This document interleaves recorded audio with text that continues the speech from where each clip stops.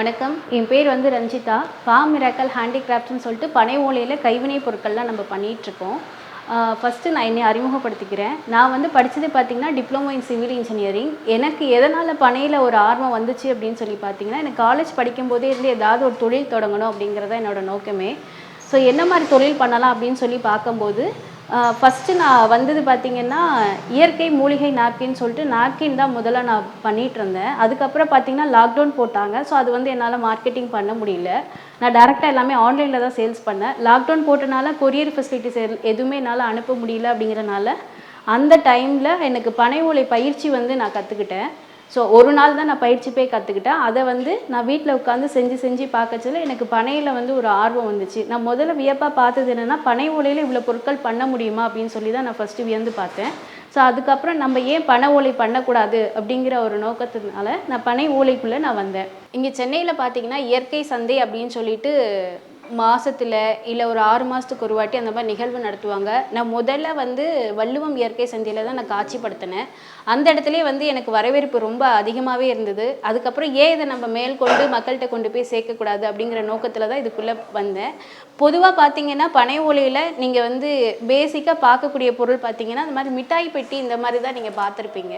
மிட்டாய் பெட்டி, சொலகு இந்த மாதிரி பொருள் தான் பார்த்துருப்பீங்க. இதே வந்து நம்ம ரீக்ரியேஷன் பண்ணி வீட்டில் நெகிழிக்கு மாற்றா பனை ஓலை பொருளில் நிறைய பொருட்கள் கொண்டு வரலாம் அப்படிங்கிற ஒரு நோக்கத்தில் நம்ம கஸ்டமைஸ் பண்ணி நிறைய பொருட்கள் வந்து ரெடி பண்ணி மக்கள்கிட்ட கொண்டு போய் சேர்க்க ஆரம்பித்தோம். இப்போ நம்ம சந்தைப்படுத்துறது மூலமாக சிலவங்க மக்கள் வர வாடிக்கையாளர் என்ன பண்ணுவாங்க, எனக்கு கஸ்டமைஸ்டாக சில ப்ராடக்ட் வந்து ரெடி பண்ணி கொடுங்க, இது வந்து எங்கள்கிட்ட நெகிழிக்கான பொருளாக தான் இருக்குது, அதுக்கு மாற்ற நாங்கள் இயற்கையில் எங்களுக்கு விருப்பம் இருக்கிறதுனால இயற்கை சார்ந்த பொருட்கள் எங்களுக்கு வேணும் அப்படின்னு சொல்லிட்டு நிறைய பொருட்கள் வந்து கஸ்டமைஸ் பண்ணி கேட்க ஆரம்பித்தாங்க. இப்போ திருமணங்களுக்கு வந்து ரிட்டன் கிஃப்ட்ஸ் கொடுக்கறதுக்காக தாம்பூல பை வந்து பனை ஓலையிலே கொடுக்கறதுக்காக எங்கள்கிட்ட நிறைய ஆர்டர்ஸ்லாம் கொடுத்தாங்க. ஸோ இதுவே வந்து எங்களுக்கு வெற்றிக்கான முதல் படியாக தான் நான் பார்த்தேன். பனை ஓலை ஒரு நாள் பயிற்சி வந்து நான் கற்றுக்கிட்டேன். ஸோ அதில் என்ன மாதிரி பனை ஓலை பயிற்சிக்கு என்னென்ன பொருட்கள் தேவை அப்படிங்கிறத நம்ம பார்த்துடலாம். இது பார்த்திங்கன்னா பனை ஓலை மரத்துலேருந்து வெட்டப்பட்ட ஓலையை வந்து நம்ம காய வச்சு, அது காய வைக்கிற தன்மை நேரமும் இருக்குது. காய வச்சோம்னா ஒரு இந்த கலரில் சேஞ்ச் ஆகிடும். பச்சை ஓலையை காய வச்சோம்னா இந்த மாதிரி குருத்து ஓலைன்னு சொல்லுவோம், இந்த கலரில் சேஞ்ச் ஆகிடும். எடுத்து நம்ம ஸ்டோரேஜ் பண்ணிட்டு நமக்கு தேவையா அப்படிங்கும்போது மட்டும் நம்ம எடுத்து பயன்படுத்தலாம். இந்த ஓலையை வந்து தனியாக கிழித்து இந்த மிஷினை வச்சு தான் நம்ம வாந்து பண்ணுவோம். இது வந்து பனை ஓலை கட்டிங் மிஷின் சொல்லுவோம். நம்ம முன்னோர்கள் காலத்தில் பார்த்திங்கன்னா இந்த மாதிரி மிஷின்ஸ்லாம் எதுவுமே பயன்படுத்தலை. இந்த கத்தியை வச்சு தான் பயன்படுத்தினாங்க. இந்த ஒரு கத்தி போதும் அவங்க பனையில் ஈக்கு தனியாக பிரிக்கிறதுக்கு, நார் தனியாக எடுக்கிறதுக்கு, ஓலையை தனியாக எடுக்கிறதுக்கு. இது இவ்வளோ தான். இந்த மாதிரி ஓலை வந்து நமக்கு என்ன அளவில் வேணுமோ ஒரே அளவில் நம்ம வந்து சைஸ் பண்ணிட்டோம் அப்படின்னா போதுமானதாக இருக்கும். அதுக்கப்புறம் நமக்கு என்ன செய்யணுமோ அது நம்ம பொருள் வந்து செய்யலாம். இப்போ பார்த்திங்கன்னா பனை ஓலையில் ஸ்டார் நம்ம செய்ய போகிறோம். அது எப்படி செய்யலாம் அப்படிங்கிறத நம்ம பார்க்கலாம். முதல்ல 4 ஓலையை எடுத்துக்கணும். 4 ஓலையில் இந்த மாதிரி ஒரு நாட் போட்டுறணும். 4 ஓலை எடுத்தோம் இல்லையா, இது வந்து 4 பக்கம் இருக்குது. இது வந்து 8 ஓலைகளை நம்ம மாற்றணும். ஸோ அதாவது இருக்கிற மேல் ஓலைகளில் மட்டும் இப்படி திருப்பணும் அப்படின்னா 8 ஓலைகளை நமக்கு கன்வெர்ட் ஆகி பிரிஞ்சு வந்துடும். ஸோ இதை வந்து இதுக்குள்ளே சொருகணும். ஃபஸ்ட்டு எங்கே மடக்கணுமோ அதிலே சொருக்கி நல்லா டைட் பண்ணிட்டோம் அப்படின்னா நமக்கு இந்த மாதிரி கிடச்சிரும். ஸோ இதை வந்து அதுக்கு நேராக இப்படி இன்சர்ட் பண்ணிவிட்டு இப்படி ரோல் பண்ணி திருப்பினீங்க அப்படின்னா நம்ம கரெக்டான ஒரு ட்ரையாங்குலர் ஷேப் வந்து நமக்கு கிடச்சிரும். ஸோ இப்போ ஓலை வந்து நம்ம ஓலை பொருள் செய்யும்போது பக்கத்தில் தண்ணி வச்சுக்கணும். ஏன்னா ஓலை காஞ்சிருச்சு அப்படின்னா அது வந்து உடையும் தன்மை இருக்குது. ஸோ இது வந்து நமக்கு ஃப்ளெக்சிபிளாக மடக்கணும் அப்படின்னா தண்ணியில் டிப் பண்ணி எடுத்து நம்ம செய்யும்போது நல்லா வரும். நமக்கு என்ன வடிவத்தில் வேணுமோ அந்த வடிவத்தில் வந்து வந்துடும். எப்பவுமே அதோட நுனி பகுதி சொருகிற பகுதி வந்து கொஞ்சம் ஷார்ப்பாக கிராஸாக கட் பண்ணிக்கோங்க. அப்போ தான் நம்ம சொருகும் போது ஈஸியாக இன்சர்ட் பண்ண முடியும்.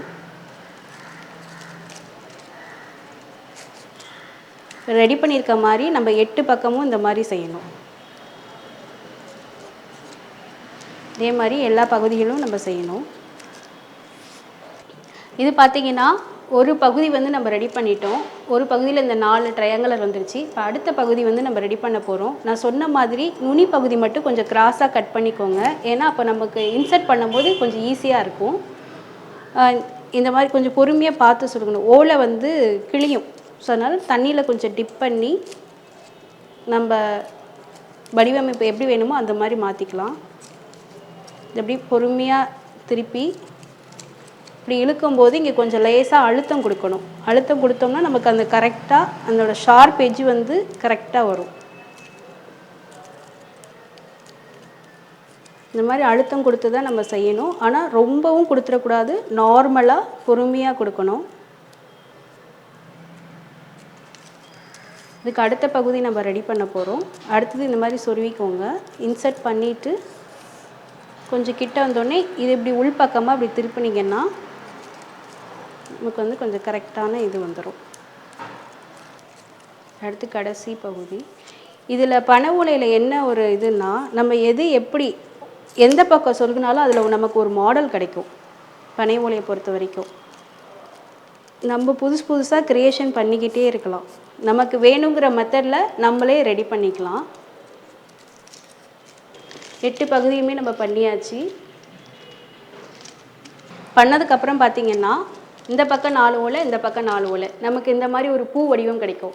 இதோடய நம்ம நிப்பாட்டினாலும் சரி. இன்னும் கொஞ்சம் நம்ம டிசைன் வேணும் அப்படின்னா இந்த பகுதி ஒரு டிசைனும் இந்த பகுதி ஒரு டிசைனும் நம்ம கொண்டு வரலாம். நான் சொன்ன மாதிரி ஓலையை வந்து நம்ம எப்படி எந்த பக்கம் சொருகினாலும் நமக்கு ஒரு மாடல் கிடைக்கும். அது எக்ஸாம்பிள் நான் இப்போ உங்களுக்கு காமிக்கிறேன் பாருங்கள். இப்போ இந்த ஓலையை அப்படியே நான் சொருகிறேன். சொருகும்போது எனக்கு ஒரு மாடல் கிடைக்கும். ஒரு மாடல் கிடச்சிருச்சுங்களா? அப்போ 4 பக்கமும் அதே மாதிரி சேம் பொறுமையாக இன்சர்ட் பண்ணுங்கள். ஓலை உடைஞ்சிடாமல் பாதுகாப்பாக பார்த்துக்கணும். இப்படி அழகாக நம்ம எட்ஜஸ்லாம் கொஞ்சம் கரெக்டாக எடுத்து விடணும். அதான் பார்க்க ஃபினிஷிங்காக நல்லா நீட்டாக வரும். இது வந்து நம்ம கீ செயினாகவும் பயன்படுத்திக்கலாம், இல்லை ஒரு இயரிங்ஸ் கம்பலாக கூட இதை நம்ம பயன்படுத்திக்கலாம். இது இன்சர்ட் பண்ணிவிட்டு மிச்சம் இருக்க எக்ஸஸை இந்த பக்கம் வந்து நம்ம கட் பண்ணிட்டோம் அப்படின்னா ஒரு பகுதி வந்து நமக்கு முடிஞ்சிடுச்சு. ஆக்சுவலி நம்ம இந்த பனை ஓலை பொருட்கள் செய்கிறோம் அப்படின்னா பெண்களுக்கு வந்து மைண்ட் செட் வந்து கொஞ்சம் நமக்கு ஃப்ரீயாக ரிலாக்ஸாக இருக்கும். பெண்களை பொறுத்த வரைக்கும் ஏதாவது ஒரு கைத்தொழில் வந்து கற்றுக்கிடணும். இப்போ நம்ம இது பண்ணும்போது நம்மளோட சிந்தனைகள் வந்து எங்கேயுமே போகாது. நம்மளோட கான்சன்ட்ரேஷன் ஃபுல்லாக இதில் தான் இருக்கும். தேவையில்லாத நினைப்புகள் எல்லாமே வந்து நம்ம கொஞ்சம் ஸ்ட்ரெஸ் ஃப்ரீயாக ஆகிடும். பார்த்தீங்களா? அது நார்மலாக நான் அப்படியே சொருகும்போது எனக்கு ஒரு வடிவமைப்பு கிடச்சிருக்கு. இது ஒரு மாடல் கீ செயின்ஸ். ஸோ இது வந்து எதுக்கு பயன்படுத்துகிறோம் அப்படின்னா பின்பகுதி வந்து கூர்மையாக இருக்கும். ஸோ நம்ம சொருக முடியாத இடத்துல வந்து இப்படி லைட்டாக அதை விட்டு இப்படி தூக்கணும்னா நமக்கு அந்த இடத்துல ஒரு கேப் கிடைக்கும். ஸோ அப்போ வந்து நம்ம ஈஸியாக இதை வச்சு இன்சர்ட் பண்ணி அதோட இதை வந்து நம்ம ஃபினிஷ் பண்ணிடலாம். பார்த்தீங்கன்னா இந்த பக்கம் ஒரு வடிவமைப்பு கிடச்சிருக்கும், நமக்கு இந்த பக்கம் ஒரு வடிவமைப்பு கிடச்சிருக்கும். மீதி இருக்க எக்ஸஸை வந்து நம்ம கட் பண்ணிடலாம். ஸோ கட் பண்ணுறதும் வந்து கொஞ்சம் நுணுக்கமாக கட் பண்ணணும், தெரியக்கூடாது.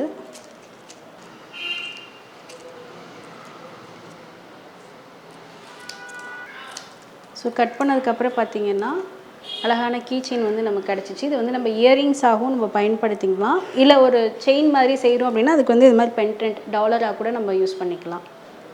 இது key chain, star key chain சொல்லுவோம்.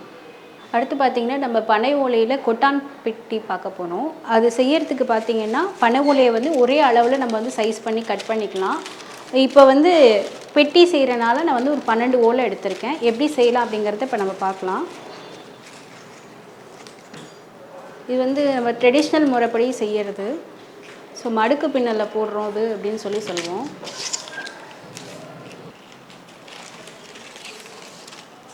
இந்த மாதிரி செஞ்சுட்டு அடுத்து ஒவ்வொரு ஓலையாக சுற்றி வச்சு ரொட்டேட் பண்ணி பண்ணோம் அப்படின்னா நமக்கு வந்து கரெக்டான ஒரு பேஸ் நமக்கு கிடச்சிடும். இப்போ நம்ம ரெடி பண்ணுறது வந்து பேஸ் தான். ஸோ இதே மாதிரி ஒவ்வொரு பக்கமாக வச்சுட்டு அடுத்த பக்கம் சுற்றிட்டு இந்த பக்கம் இருக்க ஓலையை வந்து இந்த சைடு ஆப்போசிட் டைரெக்ஷனில் இதை வந்து ஃபோல்ட் பண்ணி எடுத்துக்கணும். இதே மெத்தடில் மீதி இருக்க எல்லா ஓலையும் நம்ம வச்சுக்கலாம். இதே மாதிரி எல்லா ஓலையும் வச்சு முடிச்சாச்சு. முடித்ததுக்கப்புறம் 4 பக்கமும் ஒரே எண்ணிக்கையில் ஓலை இருக்கான்னு நம்ம வந்து செக் பண்ணிக்கலாம்.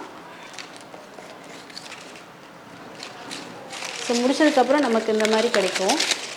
ஸோ இதில் வந்து நம்ம 4 பக்கமும் ஒரே எண்ணிக்கையில் இருக்கான்னு செக் பண்ணிக்கலாம். 1 2 3 4 5 6 ஒரே எல்லா பக்கமும் 6 ஓலை வரணும். நம்ம 12 ஓலை எடுத்துருக்கோம் இல்லையா, 6. இப்போ எல்லா பக்கமும் ஒரே மாதிரி வந்துச்சு. இப்போ வந்து நம்ம பெட்டியோட முக்கு மடக்க போகிறோம். இந்த 4 பக்கம் மடக்கிறோம் இல்லையா, அதோட முக்கு எப்படி மடக்கிறது அப்படின்னா மிடில் இருக்க இந்த 2 ஓலையை எடுத்து தான் நம்ம க்ராஸாக வைக்கணும். இந்த பக்கம் இருக்க ஓலை ஆப்போசிட் டைரெக்ஷனில் வச்சோம் அப்படின்னா நமக்கு வந்து பெட்டியோட முக்கு நமக்கு கிடச்சிரும். இப்படி இந்த மாதிரி வி ஷேப்பு இல்லாட்டி எக்ஸ் ஷேப்பில் வரணும். இதுதான் நம்ம கரெக்டான பெட்டியோட இது கார்னர் மடக்கிறது. ஸோ அதே மாதிரி இந்த சைடில் இருக்க எல்லா ஓலையும் நம்ம வந்து அப்படியே மடக்கிட்டோன்னா ஒரு பக்கம் நமக்கு முடிஞ்சிடும். அதே மாதிரி சுற்றி 4 பக்கமும் நம்ம வந்து மடக்கணும். ஸோ இது வந்து நம்ம ஃபோல்ட் பண்ணி வச்சுக்கிட்டே இருந்தோம்னா பின்ன இது வந்து நமக்கு அவுராது, அப்படியே க்ரிப்பாக நிற்கும். இல்லை அப்படின்னா நம்ம இந்த பக்கம் பின்னிட்டு இந்த பக்கம் போகும்போது இது வந்து ஃபுல்லாக அவுந்துடும். இது பனை ஓலையில் வந்து நம்ம கொஞ்சம் நுணுக்கமாக பொருட்கள் வந்து தயாரிக்கிறது இது வந்து இப்படி மடக்கிறது வந்து ஒரு ட்ரிக் மெத்தடுன்னு சொல்லலாம். இப்போ இதே மாதிரி எல்லா பக்கமும் நம்ம மடக்கிட்டு பார்க்கலாம் எப்படி இருக்குன்ட்டு. பார்த்தீங்கன்னா இப்போ பனை ஓலையில் ஒரு முக்கு மடிக்க நம்ம பார்த்தோம் இல்லையா, அதே மாதிரி 4 பக்கமும் மடக்கியாச்சு. 4 பக்கமும் நமக்கு ஈக்குவலாக எண்ணிக்கை பார்த்தீங்கன்னா 6 ஓலை வந்துச்சு இல்லையா ஒவ்வொரு பகுதிக்கும். இப்போ பார்த்தீங்கன்னா சுற்றியில் எண்ணும்போது 3 ஓலை தான் வரும். 1 2 3 1 2 3 இந்த மாதிரி வந்ததுக்கு இப்போ நம்ம 4 முக்குமே கரெக்டாக ஷார்ப்பாக மடித்தாச்சு. இதுக்கப்புறம் எப்படின்னா ஒவ்வொரு லைனாக நம்ம கொண்டு வரணும். ஒரே லெவலில் கொண்டு வந்து ஃபினிஷிங் பண்ணி மடக்கணும். நமக்கு எவ்வளோ ஹைட்டு தேவையோ அந்த ஹைட்டுக்கு நம்ம வந்து கொண்டு வந்து மடக்கிக்கலாம். இப்போ இந்த ஓலையோட அளவு நீளம் பார்த்தீங்கன்னா இவ்வளோ தான். பொதுவாக நமக்கு பனை ஓலை வந்து இவ்வளோ தான் வரும். இதே நமக்கு வந்து ஒரு பெரிய பெட்டி முடையணும் இல்லை எனக்கு அளவு பெருசாக வரணும் அப்படின்னா இதில் ஒரு ஓலை எடுத்து இப்படியே ஜாயின் பண்ணி நம்ம இதே மெத்தடில் அப்படியே கொண்டு போய் பின்னிட்டே வந்துட வேண்டியது தான். இப்போ இது வந்து நம்ம இங்கே ஒரே லெவலில் கொண்டு வந்திருக்கோம் இல்லையா, இதே மாதிரி சுற்றிலும் இந்த லெவலில் கொண்டு வந்து மடக்கிட்டிங்க அப்படின்னா நமக்கு லெவல் ஃபினிஷிங் பண்ணுறதுக்கு ஈஸியாக இருக்கும், ஃபோல்ட் பண்ணுறதுக்கு. இப்போ பார்த்திங்கன்னா இந்த 3மே நான் ஒரே ஹைட்டில் கொண்டு வந்திருக்கேன் இல்லையா. ஸோ இதே மாதிரி சுற்றிலும் எல்லா பக்கமும் நம்ம இதே ஹைட்டு கொண்டு வந்து மடக்கி வைப்போம். நம்ம பின்னும் போதே கொஞ்சம் கொஞ்சமாக இப்படி டைட்டாக இழுத்திங்க அப்படின்னா நமக்கு அந்த உள் பக்கம் வந்து அந்த ஹோல்ஸ் தெரியாது, நெருக்கமாக வரும். பின்னும் போதே நம்ம இழுத்து பிடிச்சி தான் நம்ம செய்யணும். கொஞ்சம் டைட்டாக இப்படி லைட்டாக இப்படி கொஞ்சம் கொஞ்சம் இழுத்து பிடிச்சி நீங்கள் பண்ணும்போது உங்களுக்கு வந்து நல்லா பாக்ஸ் நெருக்கமாக டைட்டாக கிடைக்கும். இது வந்து ஏன் நம்ம மடித்து வச்சிட்ருக்கோன்னா இங்கே நம்ம பின்னும் போது ஆப்போசிட் சைடு வந்து அவுந்துடும். அது அவுறாமல் இருக்கிறதுக்காக பிடிச்சி நம்ம கிரிப்னஸ்க்காக மடக்கி வைக்கிறோம். இல்லைன்னா நீங்கள் பேசிக் பிகினர் அப்படின்னா ஒரு கிளிப் போட்டுக்கலாம். துணி காய வைக்கிற கிளிப் இல்லாட்டினா குஷி பின் இந்த மாதிரி போட்டுக்கலாம்.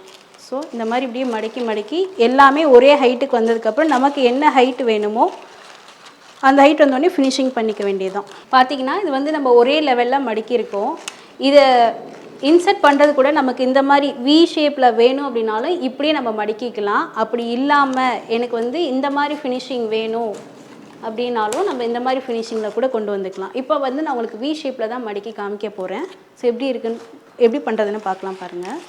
அப்படியே அதுக்கு நேராக இருக்கிறத வந்து அப்படியே இன்சர்ட் பண்ணிக்கணும். வெளிப்பக்கம் இருக்கிறது வெளிப்பக்கமாக சொருவிட்டு உள்பக்கம் வந்து உள்பக்கமாக நீங்கள் சொருகுனீங்க அப்படின்னா உங்களுக்கு கரெக்டாக இருக்கும். நான் சொன்ன மாதிரி சொருகும்போது ஷார்ப்பாக கட் பண்ணிக்கிட்டிங்கன்னா உங்களுக்கு சொருகிறதுக்கு ஈஸியாக இருக்கும். ஸோ எக்ஸஸ் வந்து இப்படியே கட் பண்ணிட்டிங்கன்னா உங்களுக்கு வந்து இந்த பக்கம் ஸ்ட்ராங் கிடைக்காது. இன்னும் இதில் ஒரு 2 இது இன்சர்ட் பண்ணிங்கன்னா உங்களுக்கு பெட்டி வந்து நல்லா ஸ்ட்ராங்காக கிடைக்கும். பார்த்தீங்கன்னா இப்போ நம்ம 2 பக்கம் உள்ள ஓலையும் சொருகியாச்சு. 2 டபுள் ஓலையாக நான் சொருகியிருக்கேன். மீதி எக்ஸஸை வந்து இப்போ நம்ம கட் பண்ணிடலாம். கட் பண்ணுறது பார்த்திங்கன்னா அது கொஞ்சம் கட்டிங் வந்து தெரியாத அளவுக்கு நம்ம பண்ணோம்னா ஃபினிஷிங் வந்து நமக்கு பர்ஃபெக்டாக கிடைக்கும். பார்த்திங்கன்னா எக்ஸஸ் வந்து நம்ம கட் பண்ணிகிட்ருக்கோம்.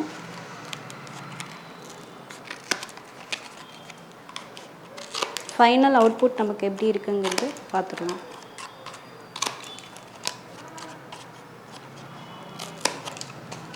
பார்த்திங்கன்னா நம்ம கட் பண்ணியாச்சு. ஸோ அழகான பேஸ்கெட் நம்ம ரெடி பண்ணியாச்சு. ஸோ இதை வந்து நம்ம கிச்சனில் ஒரு அஞ்சரை பெட்டியில் ஒரு பவுலாகவும் யூஸ் பண்ணிக்கலாம். இல்லை சாக்லேட்ஸ் இதெல்லாம் போட்டு வைக்கிறதுக்கு பயன்படுத்திக்கலாம். இல்லை ஏதாவது உணவுப் பொருட்கள் வைக்கிறதுக்காகவும் பயன்படுத்தலாம். இதில் நம்ம அழகாக புட்டு செய்யலாம். இதில் வந்து பச்சரிசி மாவு தேங்காய் இதெல்லாம் போட்டு இட்லி பானையில் இப்படியே வச்சு நம்ம ஸ்டீம் பண்ணி எடுத்து சாப்பிட்டோம் அப்படின்னா இதோட வாசனையும் ருசியும் வந்து கூடுதலாக கிடைக்கும். ஸோ உணவுப் பொருட்கள் செய்கிறதுக்கு இது இந்த மாதிரி பெட்டியை வந்து நம்ம பயன்படுத்தலாம்.